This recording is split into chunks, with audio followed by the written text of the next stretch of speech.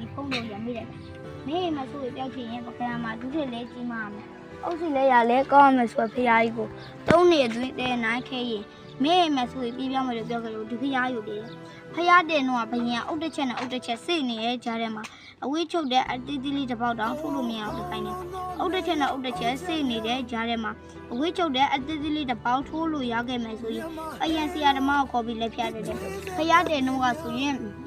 အခုခေတ်လို့ဘရင်ကထုံးပြီးလက်မြင်မပေါ်သေးရဲ့အတွက်ကြောင့်မလို့တစ်ပြားတစ်စီးတစ်ပေါက်တင်နဲ့ရောနောဖောက်ဆက်ပြီးကမှဒီဖရားကြီးကိုတည်တယ်။အုံတုံဓာတ်သားနဝါကျွဲကိုဒွေနောတင်လေလှဲဝါတဆုပ်စီသမို့မြေနီကြောင်းတယ်လေတမကောထနောင်းကောအုတ်ချီတကားကျွဲကောထနောင်းစိညောင်းစိနဲ့တည်တယ်။အရင်တော့ဘရင်ကကလားနဲ့ဗမာနဲ့ဘေးယူစစ်ထိုးတယ်။ကလားဘက်ကကျရှုံးရတဲ့အတွက်ကြောင့်မလို့ကလားပြည်ကြီးရဲ့တမီတော်ကလဲမာလေးဝတန်တူကိုနရတူကလက်ဆောင်ပမာဏအဖြစ်ရတယ်။ကလားပြည်ကြီးရဲ့တမီတော်ကလဲမာလေးဝတန်တူရ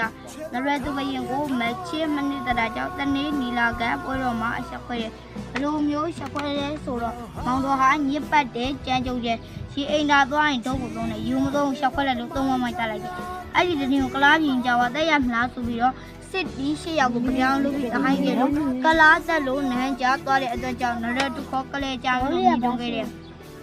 သူကဘာလို့ပကံလာလို့အောင်လဲဆိုတော့ပကံကိုမင်းလာမဖြစ်ခင်တော့ကအနောက်ဘက်တန်းကြီးတောင်မှာစောင့်နေတောင်စောင့်နေမဟာပါလဘလူးမင်းတစ်ပါးသွားဖြစ်တယ်။အဲ့လိုမျိုးအနောက်ဘက်တန်းကြီးတောင်မှာတောင်စောင့်နေမဟာပါလဘလူးမင်းတစ်ပါးသွားဖြစ်နေတော့ဆိုရင်မြတ်စွာဘုရားရှင်တရားကျင့်နေတာကိုမြတ်စွာဘုရားရဲ့မျက်နှာဝင်းတော်ကိုနေအောင်ကြီးအမတ်တမန်ထမှုလို့အင်းမဲ့300မူပေးခဲ့တာ။သူအဲ့ဒီလိုမျိုးအင်းမဲ့300မူပေးခဲ့ကျေးဇူးကြောင့်ပကံလာပြီးလာခဲ့တာ။ရှိခဲ့တဲ့မင်းတွေကပကံမင်း55ပါးမှာအဆိုးဆုံးပဲ။နရတုခောကလေးကြမယ်။နရတိဟာပတိခောတယုတ်ကြီးမယ်။ဆက်လေးငခွေးမယ်။နရတုခောကလေးကြမင်းကအဖေတတ်တဲ့အကူလည်းတတ်တယ်။ဇနီးလည်းတတ်တယ်ပယံ